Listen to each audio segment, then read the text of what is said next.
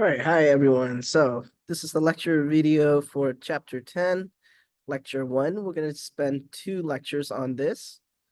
Um, and chapter 10 is it's going to piggyback off of chapter 9, right, where we learn about electron configuration. In chapter 10, we are going to be using that to start drawing molecules. So up until this point, right, we just given you guys the chemical formula and you know how to name them, but you don't really know what they look like, right? So we're going to use what we know about orbitals and electrons to draw these compounds. So chapter 10 is on chemical bonding 1, the Lewis model. So bonding theories are basically there to explain how and why atoms attach to form molecules, right? So remember we posed a question before, right? Why do elements react? Why don't they just stay by themselves, right? And one of the reason is, well, there's got to be an attraction between the two atoms. And what are the attractions? It's the nucleus of one attracting the electrons of the other, and vice versa. And so together, that attraction forms a much more stable compound, right, than if the elements were by themselves. Okay. Bonding theories are also used to explain why some combination of atoms are stable and why others are not. So for example, why is water H2O and not H3O, right? It can also be used to predict the shapes of molecules, and it can be used to predict chemical and physical properties of compounds. All right, so the first bonding theory we're going to learn is called Lewis theory. And it's one of the really simplest bonding theories, as all it says about atoms bonding together is that they use their valence electrons in order to do so. So it's the valence electrons, the outermost electrons, right, that are involved in bonding. So using Lewis theory, we can draw what's called Lewis structures. And the Lewis structures can allow us to predict many properties of the molecule, like how stable it is, what is its shape, what is its size, and what is the polarity. And polarity will allow us to figure out, its solubility, and a bunch of other things. Okay, so why do atoms bond, right? It's that electrostatic interaction between the nucleus and the electron, right? The nucleus of one atom to the electrons of the other. But there are other opposing forces too, right? If two atoms get too close, then they'll also experience repulsions from their nuclei, and also from their electrons, right? If two atoms get too close, then the two nuclei also get too close, and they repel each other. And so you have this push-pull sort of competition. What's pulling the atoms together is the nucleus and the electron, and they're attracted to each other, right? But what's pushing them apart is the nucleus and electron repulsion. So there are 3 types of bonds, and these are very rough divisions. Okay, as you'll see later. It's convenient for us to kind of classify them in this way, into sort of 3 rough categories. You've heard of it, right? Ionic is electrons being transferred, and the types of atoms typically involved would be metal and non-metal. Then we got the covalent bond, which means the electrons are shared, and the types of atoms are between non-metal and non-metal. Okay, and then we have the metallic bonding, in which the electrons are pooled, as in each metal gives electrons, and then they have these pool of electrons that they can all share together, and that's what keeps the metallic atoms together, right? And so that describes the bond within metals. Okay. So, just a review, right? Remember, ionic bonding is a complete give or take of the electron, and so you form ions, right? And then the opposites attract to form this repeating crystal lattice, in a repeating 3D array of plus minus, right? So ionic compounds are really strong because you have such strong attraction between the plus and the minus. In covalent bonds, you don't have charges, right? Because you don't have complete loss or gain of electron. So what happens is the atoms share the electrons between them. And so you don't have a crystal lattice, you have actual individual molecules, right? So we call those molecules. And then metallic bonding, this is how it's represented, right? You have an electron C or electron pool from each metal donating electrons, right? And then it's that electron C and pool that holds the ions together, right? Okay, so let's look at Lewis theory for ionic bonds first, and then we'll also do it for covalent bond. So for ionic bonds, remember that the metal is the one that loses the electrons, so it becomes a cation. And then it's the non-metal that gains the electrons, so it becomes an anion, negatively charged, right? And the resulting cation, which is positively charged, is going to want to attract the anion to form what's called the ionic bond, right? Or a crystal lattice. Covalent bonds, you have sharing of the electrons. So this is typically going to happen with nonmetals. When they bond together, what happens is the nucleus of one will share the electrons with the other, right? So both nuclei kind of put their electrons together and it gets shared in between them. So potential energy wise, the most stable configuration are when the shared electrons are in between the two nuclei, right? Like not up here or not off to the side, right? The shared electrons are right in between the two nuclei. All right, metallic bonds. Simplest theory of metallic bonding involves metals, each metal just donating its electrons, and then you have this electron C that holds all the metal ions together, right? Okay, so in ionic bonding, what happens is that metal loses the electrons, right? But what dictates how many electrons it lost? Well, let's go back to quantum mechanics, right? Remember, we keep seeing that um, things like to have a fully filled shell or half-filled shell, right? Those are unusually stable electron configuration. So it really comes down to electron configuration, why a potassium, for example, will only want to lose one electron because it wants to get to the previous noble gas. The closest noble gas to potassium would be argon, right? And so losing that one electron from the outermost 4s orbital, and we call that the valence electron. So losing potassium's one valence electrons will get it to argon's configuration, where all the orbitals are filled, right? 3s2, 3p6, right? You have a S subshell that's completely filled and a P subshell that's completely filled, right? So very stable, okay? So then that's why potassium wants to be potassium plus and not potassium 2 plus, for example, right? So quantum mechanics is now explaining, right? It's able to show us why potassium only likes to lose one electron. Of course, you guys know all of this before, right? But now you know the reason why, right? You know the theory behind it. Okay, I'm gonna move to the board for the rest of this because it's gonna be easier to show you guys Lewis structures, how to draw them. First, we're gonna do it for ionic bonds, and then we'll do it for covalent. So Lewis theory or Lewis dots that's how I call it. Lewis dots for ionic compounds.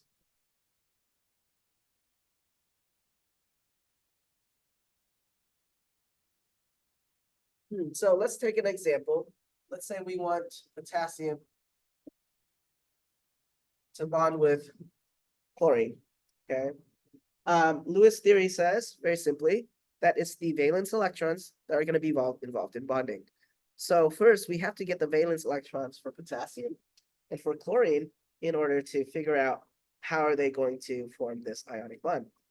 Okay, so the easiest way, guys, to figure out valence electrons, and I think I did tell you this before, is to look at the group number, okay? So put your finger on potassium and look up at the group number. It's group number 1, right? It's group 1A. So therefore, one valence electron. So I'll just put the one valence electron anywhere. Doesn't matter, right? Because there's just one. Now, when it comes to chlorine, you're going to look up at the group number again, and you're going to see that, oh, it's 7, right? So 7, how should I put that around chlorine? Think of dividing this chlorine, this space right here, up into 4 parts. Top, bottom, left, and right. And it's just like Hund's rule, right? Don't be the creepy person on the bus rule. 1 electron should go on each side before it pairs. So this is how I'm going to put the 7. 1, 2, 3, and it doesn't matter which direction I'm going, right? Right now I'm going this way, but you could go this way too. It doesn't matter. As long as you put 1 in each before you pair them. So that's 4, 5, 6, 7, right? So what ends up happening is I have 3 pairs of electron, or 3 lone pairs, and a single electron, right? So Lewis theory also says the lone pairs, they're good. They're all paired up. This is the unpaired valence electron that is going to be involved in bonding, okay? So knowing that everybody wants to be like the noble gas, have the noble gas configuration, well, potassium has a single electron. So it's going to want to give away that electron to reach the noble gas. And chlorine, right? Look at where it is on the periodic table. It's in group 7A. So it's going to want to gain electron to get to the noble gas configuration. And notice what group is the noble gas in? It's in group 8A. Okay. So that's why all things want 8 valence electron. Okay. AKA octet. Right? It wants an octet. So you're going to move this electron over to chlorine. Okay. And then you show the result, right? The result is that now K is without any electrons. And since it's lost 1, it has become positively charged. And the chlorine has now 8 around it, right? It had 7 before, but it gained 1 from the potassium. So it has 8. So chlorine with 8 electrons is negatively charged, right? Okay. So you should show the result, okay? So now opposites attract, right? And so they come together 1 and 1 to become KCl. Okay. And that's why we have potassium chloride as KCl and say not K2Cl or KCl2, right? We can explain now why things come together in a certain way and have that chemical formula, right? Okay, so it's KCl, right? And you guys knew all this before. Yeah, you knew that it was KCl for potassium chloride. And what we're doing now is we're digging deep into the why. Why is it that way? And we now have a theory for explaining, right, why it's KCl, right? So let's do another one. We have calcium and iodine. Let's try it. Same thing, right? Valence electrons first. How many for calcium? That's 2. So I'm going to do 1 and 2, right? Doesn't matter where. It's 1 in each quadrant first, right? And the iodine, look up at the group number. It's 7. So I'm going to do 1, 2, 3, 4, 5, 6, 7, right? Again, leaving an unpaired electron here, okay? So calcium, what does calcium want to do? This is a metal. It wants to get rid of these 2 to get to the previous noble gas configuration. So it's going to start giving, right? So it's going to give its first electron to iodine. Well, iodine being in group 7A, once it receives that, it's already at an octet, as in 8, right? So it's already like the noble gas. It doesn't want the second electron. So how do we rectify this situation? Because calcium still needs to give another one away. That means we should introduce another iodine, right? And again, with 7 valence electrons around it, okay? And now we can give this electron to the second iodine. And the result is that we have calcium with its completely full shell now, like the noble gas, but it's lost 2 electrons, so it becomes 2 plus, right? Plus, how many iodines we have now? We have 2. So put 2 as a coefficient, 2 iodines, and it has 8 around it already, right? So since iodine should have 7 and it has 8, it has an extra 1, right? So it's I minus, and you got 2 of that, right? So combine them, say there's 2 of that. And so now when these come together for a formula unit, what you have is CaI2. right? Calcium iodide is CaI2, right? We knew that before, but now we can explain why. Okay, let's do another one.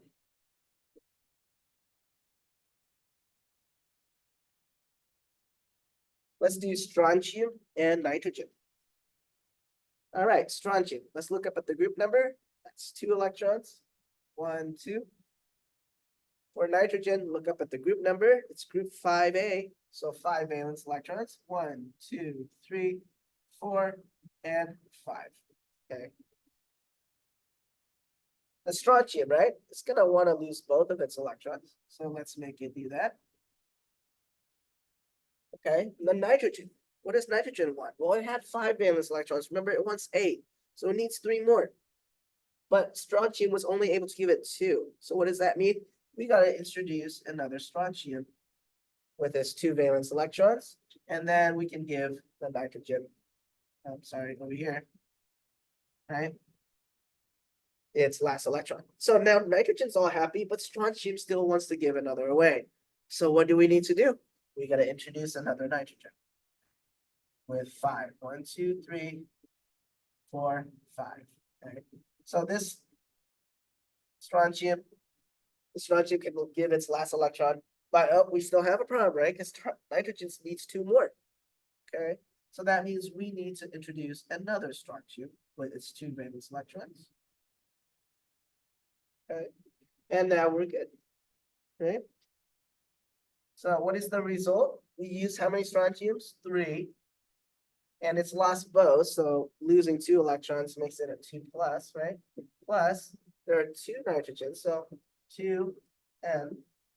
And it gained 3 electrons. Each nitrogen gained 3 electrons, so each nitrogen is 3 negative with 8 electrons, right? So show that 8. That's why it's 3 minus, right? So what is the formula?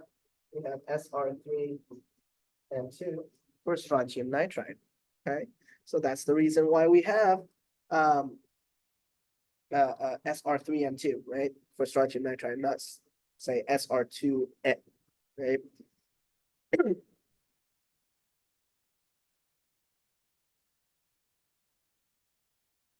Okay, so let's now go to do the covalent compounds.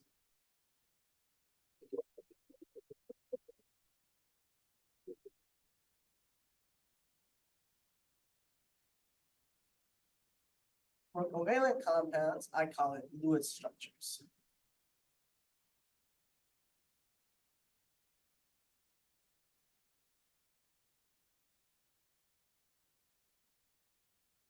And remember, for covalent compounds, we don't have a gain or loss, right? We have a sharing, okay?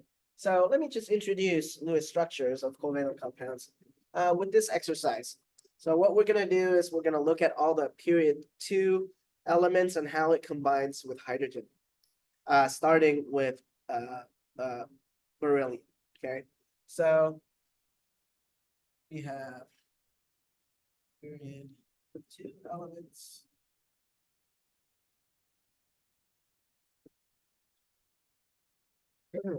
Actually, let's start with boron. That's enough. So if we start with boron plus hydrogen, okay? Again, Lewis theory says you got to look at the valence electrons, right? It doesn't matter that this is covalent now, it's still about valence electrons. So look at boron, look up group number is 3.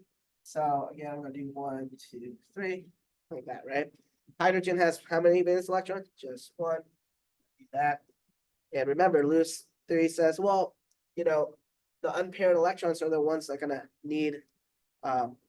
need to react, right? So here we have 3 unpaired electrons, but the hydrogen only has 1 unpaired electron. So I'm going to introduce 3, okay? 3 hydrogen so that it can bind with boron. Okay, you see that? So basically, it's a sharing, right? The hydrogen shares its 1 electron, with the boron shares its 1 valence electron, right? And since boron has 3 valence electrons total, that's why it's combined to 3 hydrogens. Okay. So here, what you see is um, it's gonna want to make 3 bonds, right? So 3 unpaired electrons. Gonna want to make 3 bonds. And it does, right? All right, so now we're gonna go to carbon and hydrogen. Okay, so carbon has how many valence electrons? 4. So if you have 4 unpaired electrons, you're gonna want to make 4 bonds. So guess what?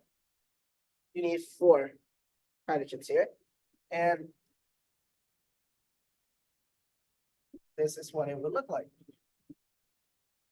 For carbon and hydrogen, it has to be CH4, right? So that everybody has, has reached octet, right? So you can see how you count for octet there. 2, 4, 6, 8 for the carbon, okay? Or you can do each individual dot, right? 1, 2, 3, 4, 5, 6, 7, 8. Okay, but each bond now, as you can see, is made up of 2 electrons. So it's easy to just go 2, 4, 6, 8. And notice hydrogen only needs 2. Right? Hydrogen only needs 2 because it's in period 1. So the nearest noble gas is helium, only needs 2 to actually reach the noble gas configuration. So hydrogen's happy and carbon's happy in that way. Okay, okay, so let's go to nitrogen now. Gonna have 5, right? Look up at the group number. 5.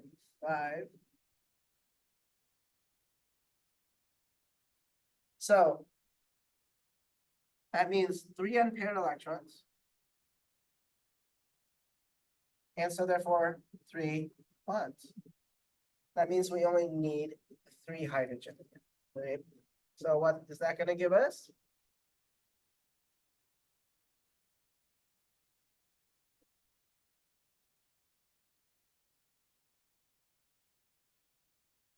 Nitrogen bonded to 3 hydrogens with a lone pair. We call this a lone pair because it's not bonding, right? It's just hanging out. When you count for octet, again, count 2, 4, 6, 8, right? So when you count for octet, you're counting the shared electron as well from the other atom, right? So this one belongs to nitrogen, right? And this one was being shared with hydrogen, but you count that as well. So you go 2, 4, 6, 7, 8. Okay, so nitrogen is good with its octet, and so is hydrogen, right? Okay, let's keep going. Now we got oxygen. Oxygen, look at the group number 6. So 1, 2, 3, 4, 5, and 6. Okay. Plus hydrogen, but how many? Let's see. Well, I see only 2 unpaired electrons here, right? Because these are lone pairs. I got 2 unpaired electrons. So therefore, I need to make 2 bonds. So 2. So what is it going to look like?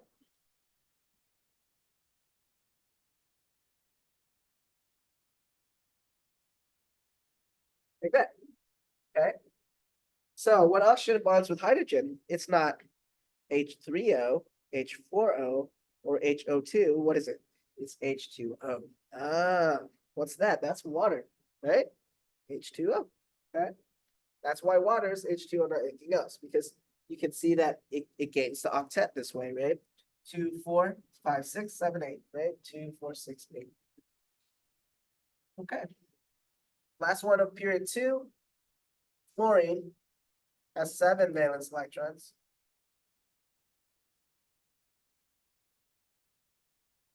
Plus hydrogen. So it only has one unpaired electron. It's only going to make 1 bond. Okay, so we only need 1 hydrogen here. So what we get is this. Okay. So do you guys see a bonding pattern yet? Let's start from carbon here. Do you see that we have 4 bonds and no lone pair? LP stands for lone pair. Okay. And for nitrogen, nitrogen likes to make 3 bonds and 1 lone pair because it's in group 5, right? Since it's in group 5A, it needs to make 3 bonds to get to that octet. Okay. Oxygen, being closer to the noble gas at group 6A, only need to make 2 bonds and has 2 lone pairs. Okay. And then fluorine, which is right next to the noble gas, right? Only needs to make one bond. And so it will have 3 lone pairs. Okay, see that pattern? 4, 3, 2, 1, 0, 1, 2, 3. When you add these up, it's always going to be 4, right? Because 4 times 2 is 8 for the octet, right? Each bond is 2 electrons. And of course, a lone pair. Pair is 2 electrons, right? So that's where we get octet rule, if you guys remember in intro chem, right? Keep talking about the octet rule, octet rule. Well, here's the reason why. Right? It wants to have the same configuration as the noble gas. All right, so in period 2, this is the bond pattern that you're usually going to see, right? Carbon will never make more than 4 bonds, and it typically will make 4 and has no lone pair. Okay, nitrogen will typically make 3 bonds and has 1 lone pair. Oxygen will make 2 bonds and have 2 lone pairs, and then fluorine make 1 bond and have 3 lone pairs. So you'll see that pattern, it's going to repeat itself over and over. Okay? Now, once you go to period 3, it's not such a even pattern. Right? There's going to be a lot of more complex. First of all, there can be more than 4 bonds, so it just gets more complex. But at least in period 2, you can kind of keep this rule in mind, so it will help you while you're trying to draw Lewis structures. Okay, so now we're really going to go into how to draw Lewis structures for more complex compounds. Okay, so for that, let me share my screen. Let's go to Canvas. And under chapter 10, you guys can find the steps for drawing Lewis structures. It's in the handout itself. Okay, so go to chapter 10. Click on the handout, Drawing Lewis Structures, download it. And you'll see that's the worksheet that we'll be working on later. But on the second page, here are the steps for drawing Lewis structures. So have this up on the screen as I'm doing these example problems, and we're going to, follow these steps one by one so you guys can see what each step means. Okay.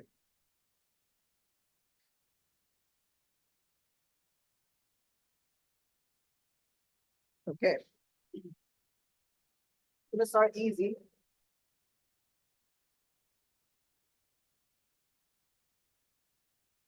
I'm gonna start easy by just doing single bonds first.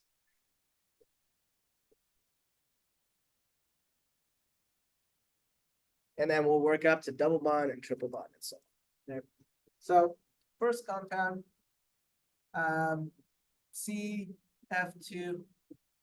BR2, for example. Okay, so let's see what the step 1 says. Right, step 1 says add up all the valence electrons, because again it's about valence electrons. So add up all the valence electrons in the molecule. Okay, so for carbon it's 4, right? So 4 plus fluorine is 7, but there's 2 of them. So go 2 times 7 plus 2 times bromine's also 7. So the total there is 14. 14 is 28 plus 4 is 32. Okay, is that clear? That's step 1. Right? Always do that first. Then step 2. Okay, it says to determine the central atom or atoms. Sometimes you'll have multiple central atoms, but for this one, you're just gonna have one. Okay, and the tip says the central atom is the one that's furthest away from the noble gas, so furthest left of the noble gas. So let's see, between carbon, fluorine, bromine, which one's furthest left? It would be carbon. So I'm gonna put carbon. Okay, that's step 2. I'm really gonna go step by step so you guys can really see what each step means, right? How it's really broken down, right? So now step 3 says, take the remaining atoms, right? And spread it evenly around the central atom. So what does evenly mean? Think about if carbon is a bonfire, okay? And you have like people, you're gonna spread them out.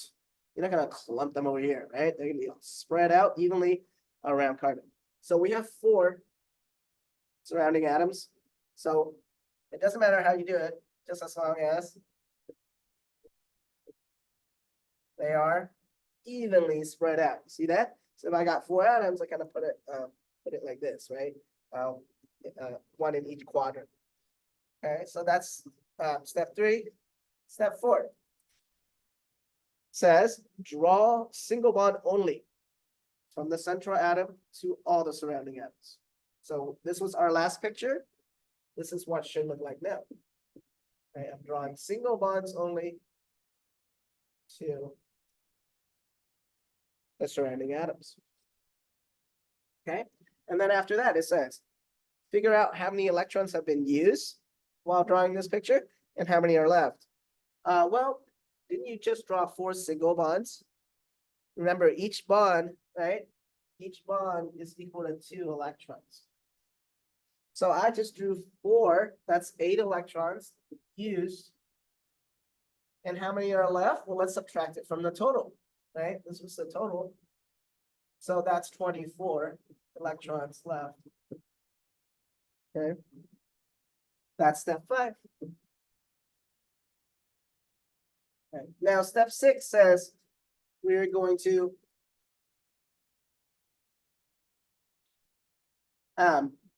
distribute the remaining electrons as pairs going outside in. So start with the outside atoms, go in and make octet, right? So take the 24 remaining electrons here and distribute them from outside in to have octet. Okay, so here's the last picture we had. It really doesn't matter which surrounding atom I start with, okay? But it should be an outer atom, right? Because we're going to work inwards till the 7. So I'm just going to start at fluorine. How many electrons should I add there? As pairs, right? It says that, underline. You're going to distribute the remaining electrons as pairs. So how many pairs should I put around fluorine? 3. Because this is 2. Fluorine needs, all right, and you need an octet, okay? So 2, 4, 6, and 8. Okay. And here, 2, 4, 6, 8. So that means each outside atom needs 3 lone pairs on it. Okay. Okay, again, okay, one more time. Do not split it up. You're gonna add it in as pairs. Okay. So again, I'm gonna do pairs. So how many is that, guys? That's 6 for each atom times 4. That's 24. So I'm done. Okay, I'm done adding electrons. I'm not drawing any more bonds, right? Very important here. The only reason you'd mess up, because each step is so easy. The only reason you'd mess up is when you add more than 32 or less than 32 to the picture, right? It needs to be kept at 32. Right? Okay, so then after that, you're gonna check for octet. So you know that you made the outside atoms have octet. Let's check carbon. Does it have octet? 2, 4, 6, and 8. Yes, it does. So this is the correct structure.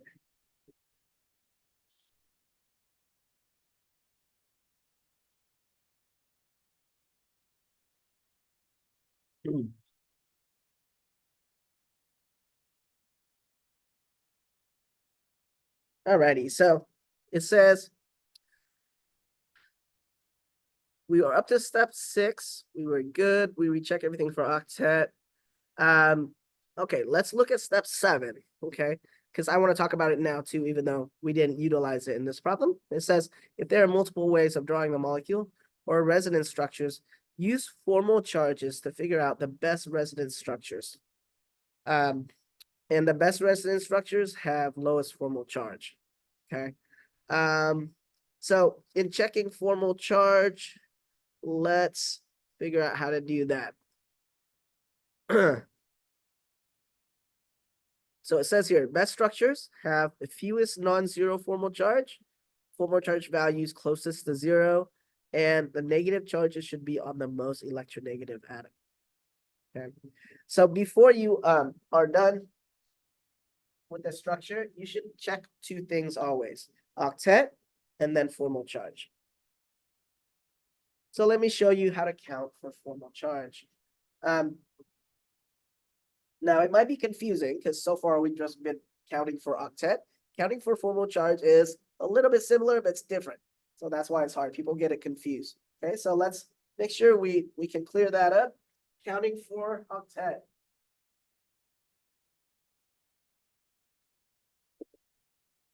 You're gonna count shared electrons. So 2, 4, 6, 8. Okay. For the carbon. If you count for formal charge, you only count the electrons closest to the atom, not the one that's shared.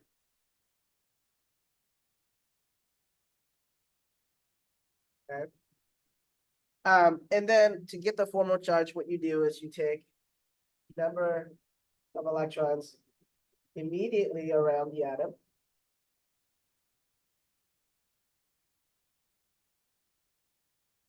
You subtract, you take the valence electrons. You subtract the number of electrons immediately around the atom. And that will give you your formal charge.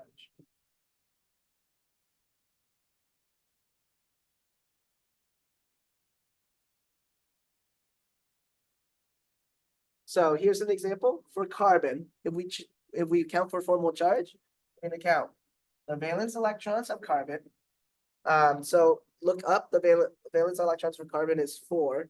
Okay, and then we subtract the number of electrons immediately around it. So it's 1, 2, 3, 4. So 4 minus 4 is 0. So you have a formal charge of 0 for carbon. Let's do it for fluorine. Fluorine, look up its valence electrons. It's 7, right? And then subtract the number of electrons immediately around it. 1, 2, 3, 4, 5, 6, 7. Right? There's that one right there. So again, 1, 2, 3, 4, 5, 6, 7. So 7 minus 7 is again 0. So both so carbon is neutral, fluorine has a neutral formal charge. Let's check bromine, which we haven't done yet. So also 1, 2, 3, 4, 5, 6, 7. Okay. Bromine also has 7 valence electrons, so it's also 0. Okay. So once the formal charge is 0, okay, so how do you know when you have good formal charge? Let's go back to our steps here, right? It says the best structures should have the fewest non-zero formal charge. So what you desire is a 0 formal charge. Okay. So fewest non-zero formal charge. Our structure was good here because everybody was 0. Okay. And then, formal charge should have values closest to 0. So if it's non-zero, it should be as close to 0 as possible. All right. And so that's how you're gonna determine that. Okay. So once octet is checked and formal charge is checked, you know you have the right structure. Okay. So that's going to be your formal structure.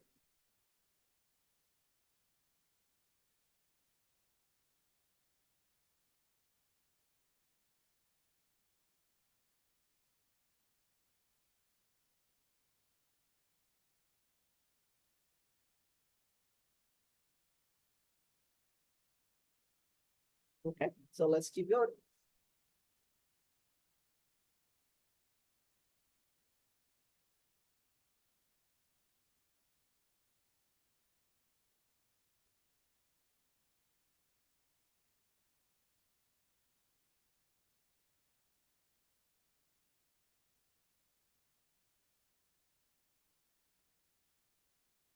Let's do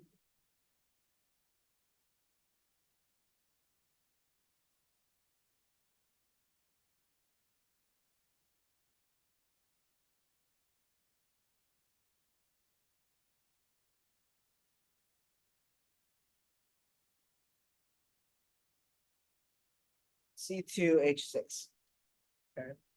So again, total number of valence electrons, 2 times 4 plus 6 times 1, right? 4 for carbon, 1 for hydrogen. So that's going to give us 14 valence electrons. Now we're going to determine the central atom or atoms. Well, in this case, do you see how there are 2 carbons? Okay. So you're gonna have two central atoms. Okay. Then the step after that says you're gonna distribute the surrounding atoms evenly around these. So if I have 6 hydrogen, I should distribute it evenly around carbon. So it's gonna be 3 on each, right? 3 on each. Like that. Okay, see, evenly around. Okay. Then the next step says single bonds only from the central atom to each surrounding atom. Okay, and then count for how many electrons are used and how many are left. Well, how many lines did I draw? Looks like 7, right? So 14 electrons used, and I have 0 left. So that's it. That's all should be on the picture. And now I count for octet to make sure everything's good. So for hydrogen, guys, do you see that hydrogen's happy? Because hydrogen's octet is actually a duet, right? Because it only needs 2, right? Because helium only has 2 electrons. And then check carbon. This carbon, 2, 4, 6, 8. So that carbon's happy, it has octet. And then this carbon, 2, 4, 6, 8. Okay. So octet is fulfilled. Let's check formal charge. Let's check formal charge for one of the hydrogens because they're all the same, right? So just check formal charge for hydrogen. Right? The way I think about it is, okay, how many valence electrons should hydrogen have? Well, I'll look up at the number. Hydrogen should have 1 valence electron, right? And how many does it have in this picture? Oh, it has 1 as well. So we have neutral, right? If it should have 1 and it does have 1, then it's neutral. Let's look at carbon. Carbon should have how many valence electrons? Again, look at the group number. It should have 4 valence electrons. And how many electrons does it have around it? 1, 2, 3, 4. So it needs 4, right? And it does have 4, and 4 minus 4 is 0, right? Okay. So let's check this carbon as well. This carbon has 1, 2, 3, 4 around it. Great, and it should have 4. So its formal charge is 0 as well. Right? Okay, so we are also good for formal charge. So this is our final picture. Right?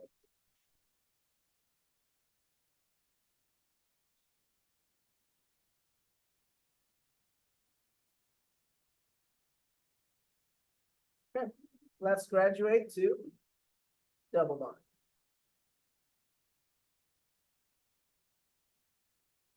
Let's do Br2 CO. Again, total valence electrons, 2 times 7 plus 4 plus 6. For a total of 24 valence electrons, right? 14 plus 10 is 24, right? Now, central atom, remember, the one furthest away from the noble gas, between bromine, carbon, and oxygen, is going to be carbon, right? Next step says, put the surrounding atoms evenly around carbon. So I got 2 bromines and an oxygen. So I'm going to put them, you see how evenly, right? They're like triangular in shape here, right? And then next step says what?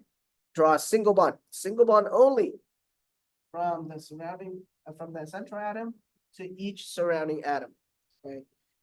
All right, and here, it doesn't matter. Even if you think there's a double bond or something like that, do not, jump steps. Okay, don't like go in there with a double bond already. Just slow it down. I promise you, this is the best way to do it. Okay, single bonds first, and then you count how many bonds. You got 3, so that's 6 electrons are used.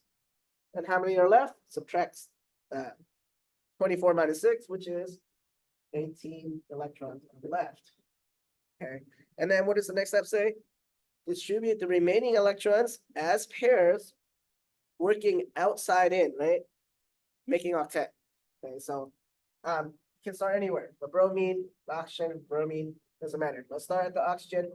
It needs 3 lone pairs. You can see that to get octet, right? It's on 2, 4, 6, 8. Okay. And so does the bromine, needs 3 lone pairs.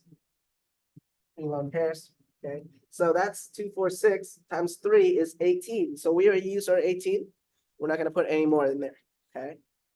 Now we check for octet. Well, I know I made oxygen and the 2 bromines happy, right? So they should have an octet. They surely do. But I gotta check carbon, right? Does carbon have octet right now? Let's see, 2, 4, 6. No, it does not. Okay. So in that step where it says if an atom does not still have an octet, now you need to think about making a double bond and a triple bond. Okay. So how are you gonna do that? Remember, you can't just draw another bond in there because then you added 2 extra electrons. So once you have the electrons on the picture, all you can do is move electrons around, but you cannot add any more or take any away. Okay. So what I'm gonna do is show that I'm gonna move these 2 electrons down for a bond. And I'm gonna show the result, right? Carbon, double bond, oxygen. And now this oxygen has 2 lone pairs left. We never touched this bromine, so it's still gonna have 3 lone pairs. Okay, makes sense, right? And again, we check, right? We check for octet. Oxygen, does it still have octet? 2, 4, 6, 8. Yes, the bromine should, right? We never tampered with it, so it still have 8. So carbon, now does carbon have 8? 2, 4, 6, 8. Awesome. Remember, carbon before didn't have 8, and now because we moved that 2 electrons down for a double bond, it has an octet, right? So awesome. We fulfilled our first criteria, which is octet. What's the other criteria we need to fulfill before we can move on with the problem? Always the formal charge. Okay. Formal charge is actually, as you're going to see later, the most important criteria. Okay. So let's do it. You should do it for all atoms that are different. Okay, so we got 2 bromines, so you don't have to do it for both, because they're in the same environment, as you can see, right? They're both single bonded and 3 lone pairs. So when they're in the same environment like that, just do one of them. So let's do the bromine. How many valence electrons should bromine have? 7. And does it have 7 around it? Let's see. 1, 2, 3, 4, 5, 6, 7. Yes, it does. So if it should have 7, it does have 7, then there's no charge, right? So its formal charge is 0. Okay. Now we go to oxygen. 2, 4, 5, 6. And oxygen should have 6, right? This is in group 6A. So then its formal charge is also 0. Okay. You see how I'm counting for formal charge, right? 1, 2, 3, 4, 5, 6. I'm only counting the electrons immediately around it, right? I'm not counting these other 2. You only count those 2 when you count octet. Okay. So see, here's the difference. 1, 2, 3, 4, 5, 6, 7, 8. That's counting for octet. Counting for formal charge is just 1, 2, 3, 4, 5, 6. Got it? Okay. So 0. Now we go to carbon next. Carbon should have 4 valence electrons. And does it? 1, 2, 3, 4. Yes, it does. So it has a formal charge of 0 as well. Great. Everybody should be 0. Okay. So we are good for formal charge. Okay. And typically what you want is the central atom should be 0. If you have a neutral compound, your central atom should be 0. Okay. So sometimes I just check that if I'm, in a rush, I should at least check the central atom to make sure that it's 0. Alrighty. Let's do another one.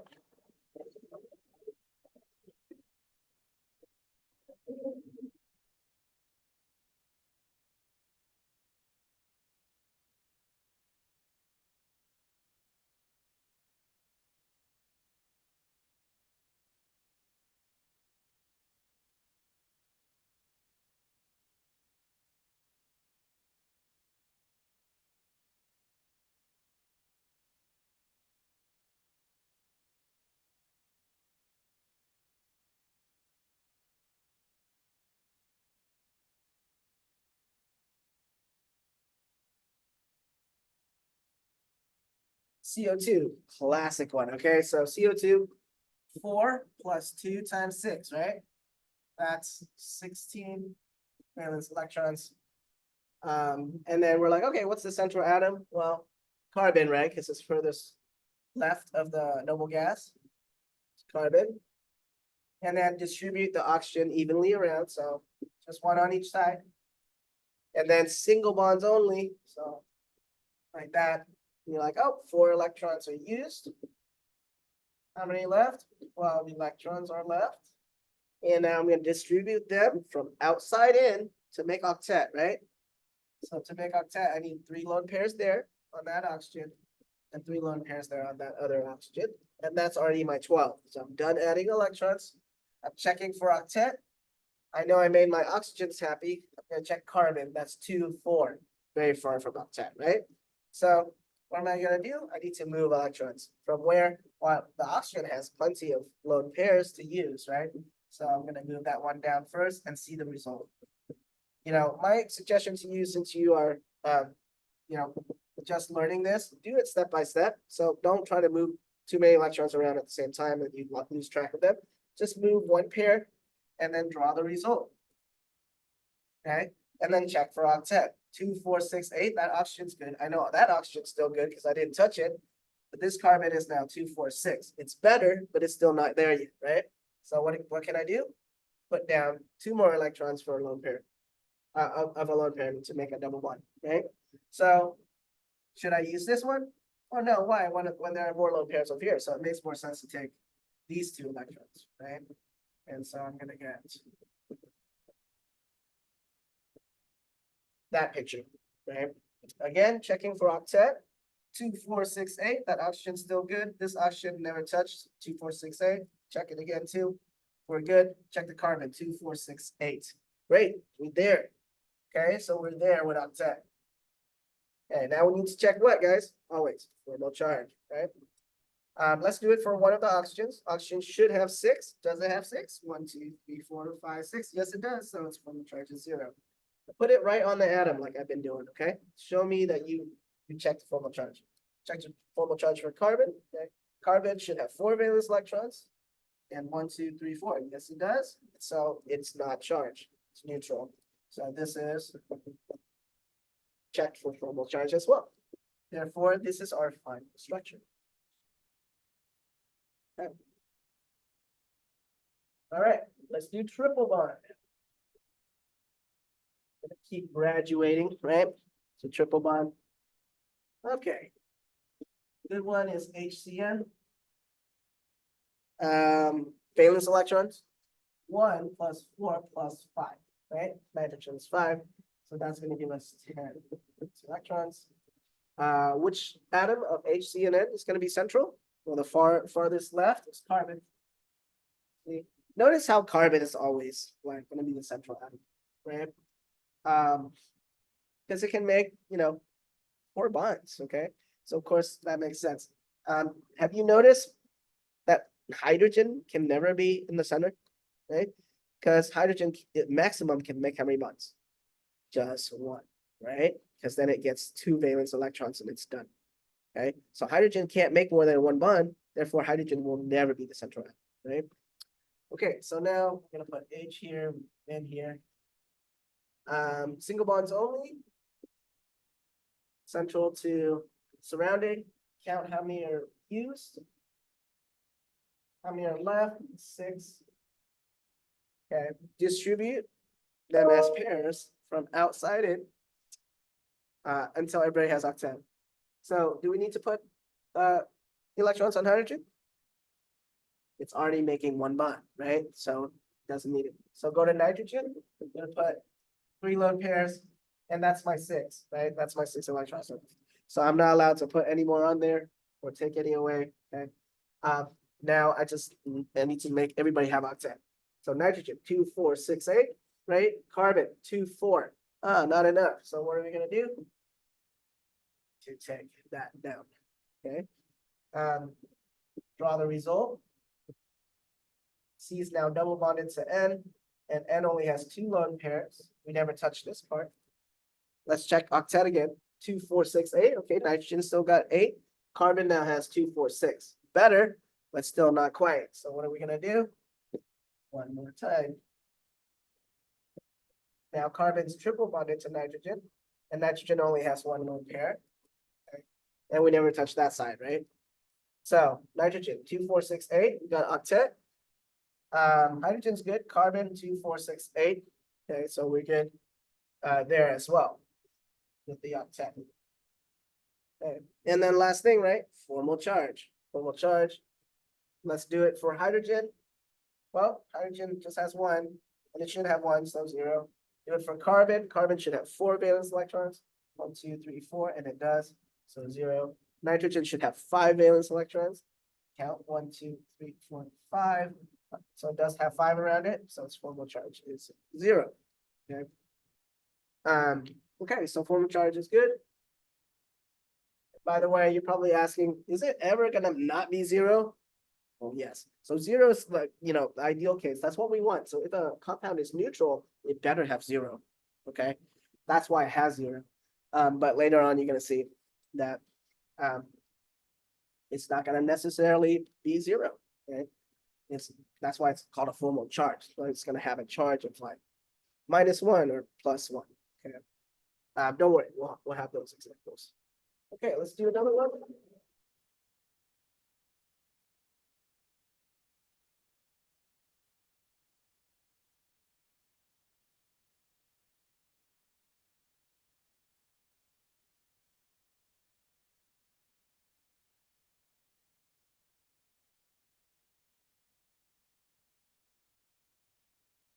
Still doing triple bond. Another example.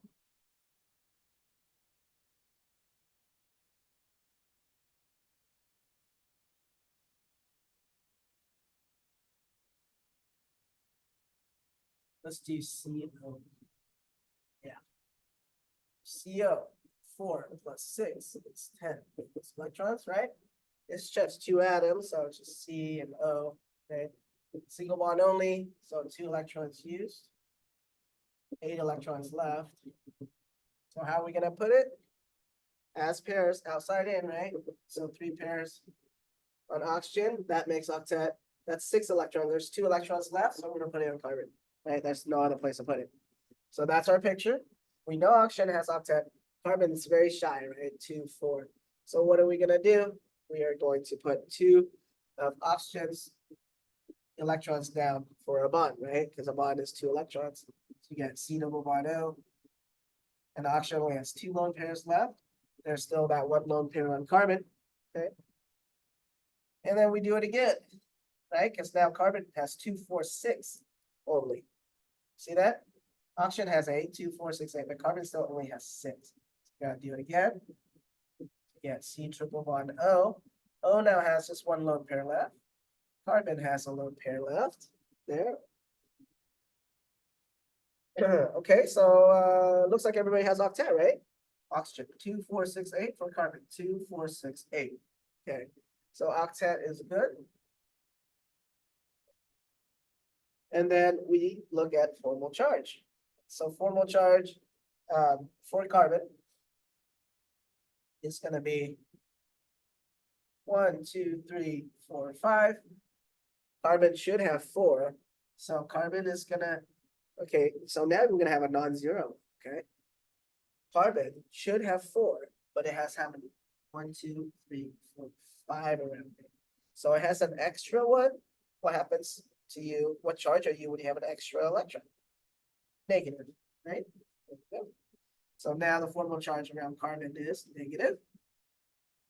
And for oxygen, oxygen should have 6, but right here, you see 1, 2, 3, 4, 5. It only has 5. So if you need 6 and you only have 5, you're missing 1, then oxygen is positive. Right? So the formal charge. So here, unfortunately, this is the best we can do. Remember, we want 0, especially because this is a neutral compound, but this is the best we can do, right? There's no other way to do it. Okay. Yeah, there's really no other way around it. I mean, we can try, right? What if we do, yeah, if we do like this.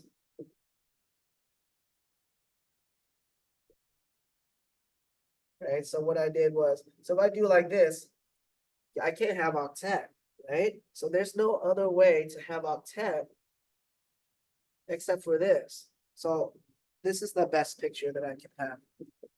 So just say formal charge. Okay. Okay, do you notice something else about formal charge? The sum of all formal charge has to equal to the charge of the molecule. So if the molecule here is neutral, then the formal charge has to add up to 0, right? So that's why you have to have a minus on 1. If you have a minus on carbon, you have to have a positive on oxygen. Okay. Yeah.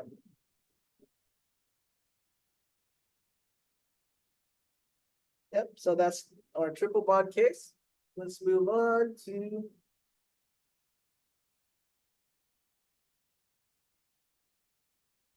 cases with an expanded octet.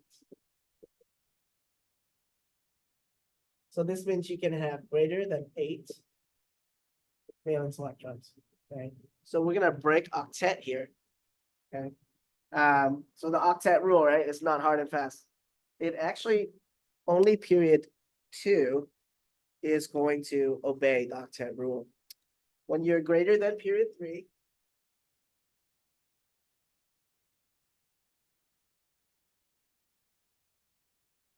so if you're period 3 and higher, you can do an expanded octet. And here's the reason why.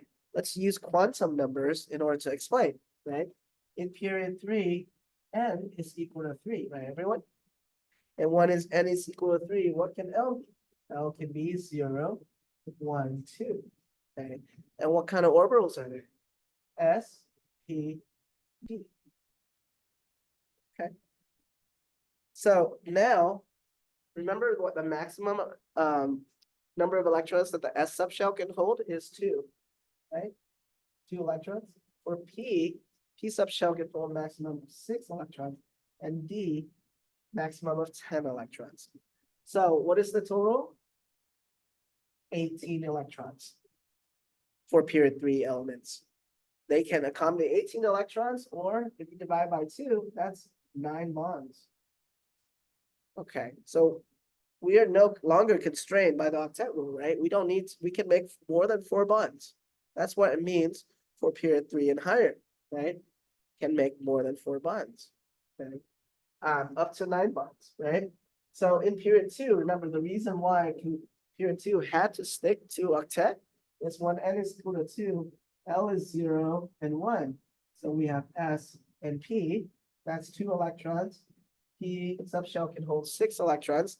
So that's the reason for the octet, right? Okay. All right, so that's something that you're just gonna have to remember, right? Look at your central atom. If it's period 3 or higher, don't worry about it violating the octet. It's okay that it's making more than 4 bonds, okay? So here's an example. BCl5. Okay. Let's do valence electrons. 5 for phosphorus, plus 5 times 7 for the chlorine, 5 chlorines. So that's 40 valence electrons, right? So the central atom, okay, obviously it's going to be phosphorus, right? Because that's furthest left of the noble gas. And then I have 5 chlorines. I can spread it evenly around the phosphorus. Cl, Cl, Cl, here, Cl. Okay, just do as best you can. Spread it around. Single bonds only from the central atom to the surrounding. I used 10 electrons by making 5 bonds. And so I have 30 electrons left. Okay. I'm going to put those 30 electrons in, remember, outside in, so 6 on each chlorine, so 3 lone pairs. 3 lone pairs. 3 lone pairs. Okay. So that's 6 times 5, that's 30. I'm done, right? Okay. So now, right, I always count for octet. I made the chlorines happy, right? So that's octet. Now I look at the phosphorus, counting for octet, we have 2, 4, 6, 8, 10. Okay. Is it okay that it has 10? Yes? Okay, so it's not violating octet. We can just say we're good, right? Well, it's fine, right? Because phosphorus is in period 3.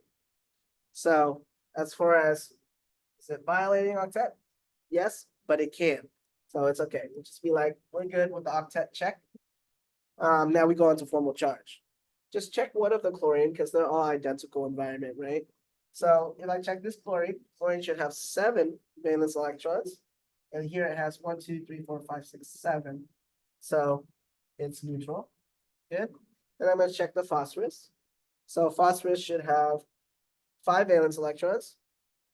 Does it have 5 around it? 1, 2, 3, 4, 5. Good. So it'll also be neutral. Okay. So we're good with formal charge as well. So this is our structure.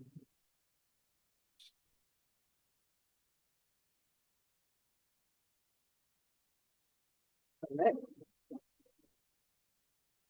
Let's do another one.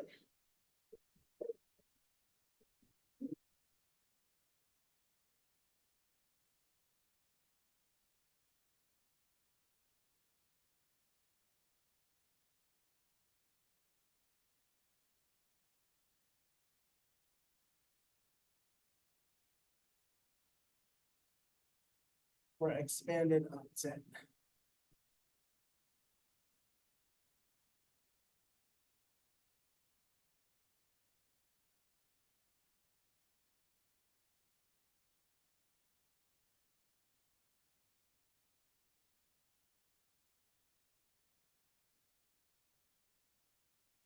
SF5 negative. Valence electrons. Sulfur 6 plus 5 times 7. Right? 5 times 7. And then when you have a negative charge, you haven't had this yet, right? So when you see a negative charge, just correspondingly either add and you'll add an electron, right? If you see a positive charge, then you remove one, right? So if you have a 1 minus, what does that mean? There's an extra electron, so you just add 1. That's due to the negative charge. Okay. So now we have 35, 36, 42 valence electrons. Okay. Central atom, it's going to be sulfur, right? Sulfur is furthest, right? And then I'm going to spread the 5 fluorines around. Single bond only from central to surrounding atoms. And I've used 10 electrons. And I'm gonna have 32 electrons left. So now I'm gonna put the 32 electrons. How should I do it? As pairs from outside in. So it's gonna be here, 3 pairs, 3 pairs, 3 pairs, 3 pairs, 3 pairs. That's 3 times 5. That's 30 electrons. Oh, I still have 2 electrons left, right? Because I need to put 32 on there. It's gonna go on the sulfur. Okay. It's the only other place it can go. Okay, so now I'm gonna check for octet, right? Fluorines all have octet. Sulfur has 2, 4, 6, 8, 10, 12. Oh, way over an octet. But then I'm like, wait a minute. Sulfur is in what period? 3, right? Remember, 3 or higher, then you can have an expanded octet, right? You can have more. So we're good. I'm gonna say everybody's got octet. And then we'll check for formal charge. Okay. Let's do one of the fluorines. Fluorine should have 7. And does it have 7? 1, 2, 3, 4, 5, 6, 7. Yes, it does. So it's going to be 0. Then we'll check the sulfur. Sulfur should have 6. But let's see. 1, 2, 3, 4, 5, 6, 7. Oh, it should have 6, but it has 7. So it has an extra. Therefore, it's negatively charged.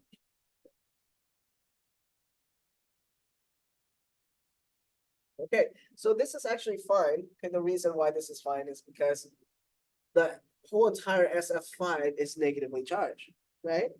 And so the negative charge has to show up somewhere on this picture, right? So negative at the sulfur is fine, right? So it's usually the central atom that's going to carry that charge, right?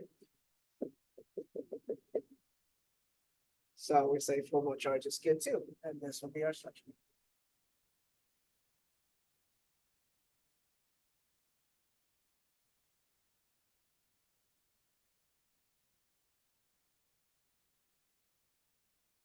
Okay, so next up we have what's called an incomplete octet.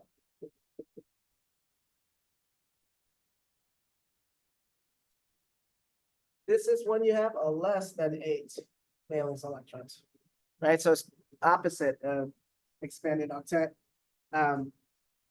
It's not going to have the 8, right? So this is when you are in left of group 4A. Okay, if your central atom is left of group 4A.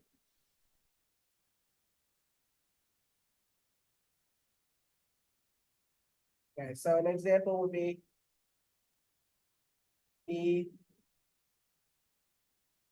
ER3. Let's do that one. Okay. So for boron, it's 3. See how boron is left of group 4A, right? Group 4A is carbon group, right? So boron is left of group 4A. So 3 times, or 3 plus 3 times 7, that'll give us 24 valence electrons. Central atom, boron, right? Furthest left of the notable gas. And then we're going to put the bromines around, single bonds only. I got 6 electrons used, and I got 18 electrons left. So I'm going to put 3 lone pairs.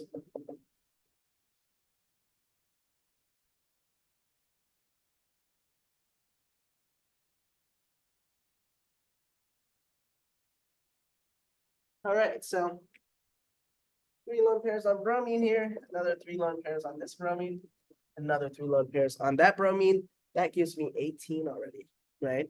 And so what does that mean? I don't put any more on here, and I just check for octet, 2, 4, 6, 8, 2, 4, 6, 8, 2, 4, 6, 8. The bromines are good. And then the boron, 2, 4, 6. And normally you'd be freaking out. You're like, oh no, I don't have an octet yet. But guess what? Check. Is the central atom, is boron left of group 4? Yes, it is. It's left of group 4A. So it's okay for it to not have a complete octet, right? That's why it's called an incomplete octet. Okay. And then we'll also check formal charge, right? Look at the bromine. It should have 7, does it? 1, 2, 3, 4, 5, 6, 7. Good. So it's 0. Let's look at the boron. Okay. Does it have? It should have 3. Does it have 3? 1, 2, 3. So it's 0. Okay. So really, for these cases where it's breaking octet, you're really looking to the formal charge to see what your best structure is. Okay. Because the octet rule no longer applies, right? We're just kind of doing it to the best we can to get everybody to an octet, but then it's really the formal charge that dictates whether you have the best structure. And as long as you have numbers close to 0, you want it to be 0, right? Especially if it's a neutral compound, you want it to be 0, and it is 0, so you're good, right? And if it's not 0, you want it to be as close to 0 as possible. And it should only be, really, most of the time, non-zero because there's a charge here.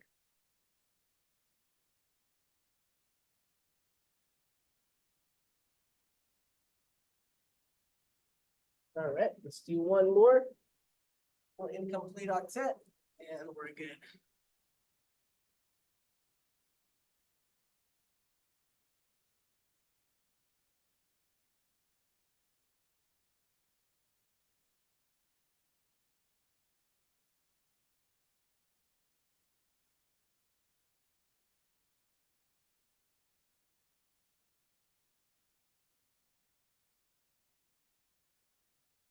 Let's do BeH2. So for beryllium, it's 2 plus 2 times 1, that's 4 valence electrons total. Central atom is Be,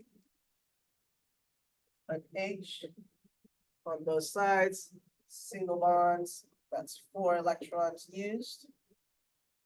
And we have none left. Okay, so everybody's good here, right? Hydrogen technically has its duet. Beryllium, though, only has 4. But again, since beryllium is to the left of group 4A, it's okay that it has an incomplete octet. Okay, so we're good. there with octet. And then we're gonna check formal charge, right? Hydrogen. Oh, it should have one. Does it have one? Yes, so it's 0. Here it's 0, and then beryllium should have 2 valence electrons. 1, 2, so it's 0 as well. So we're good with formal charge. Yep. All right, actually, I lied. One last example is odd electron structures. And then we're done. Okay. Odd electron structures, so far, as you can see, all the valence electrons have been even numbers, right? But there are compounds where you do have odd electrons. So something like NO or NO. Yeah, let's just do NO. 5 plus 6 is 11 valence electrons. So you see it has an odd number. So the reason why most structures have even numbers is because it's more stable, right? So compounds we see in nature that exist must have some stability. So even numbers of electrons definitely more stable, but there are some that are stable enough that are odd electrons, and so we do see those as well. But they are highly reactive compared to the even number ones. Okay, so NO is highly reactive because of that odd electrons. Right, so we can put N. Oh, single bond only, that's 2 electrons used. And then we have 9 electrons left. So 3 pairs on oxygen. That's 6 out of 9. And so if I want to put 3 on nitrogen, put 1 as pair, and the other one has to go as a single electron unpaired. We call this a radical. Okay, so NO is a radical, and that's why it is so unstable, right? Odd electrons are so unstable because the radical, this electron wants to pair with somebody, so it's very reactive. Okay. All right, so oxygen now has octet, but nitrogen has 2, 4, 5. That's not octet. So we're gonna move this down. Double bond here. So 2 lone pairs on the oxygen, 3 electrons on the nitrogen. Okay, so that's 2, 4, 6, 8 octet for the oxygen, 2, 4, 6, 7 for the nitrogen. Yeah, it's short one, but that's the best we can do, right? Because nitrogen cannot, you have an odd number, so there's no way that you can have an octet there. So get as close to an octet as possible. 7 is good, right? So that's all we can do. The best that we can do for octet. Let's check formal charge. Let's check oxygen. Oxygen should have 6. And here is 1, 2, 3, 4, 5, 6. So formal charge of 0. And then nitrogen should have 5 valence electrons. And does it? 1, 2, 3, 4, 5. It does. So it's 0 as well. So the formal charge is great. So you know that that's going to be your structure. Okay. All right, guys. So that's it for this lecture. I'll see you guys at the next one to finish up chapter 10.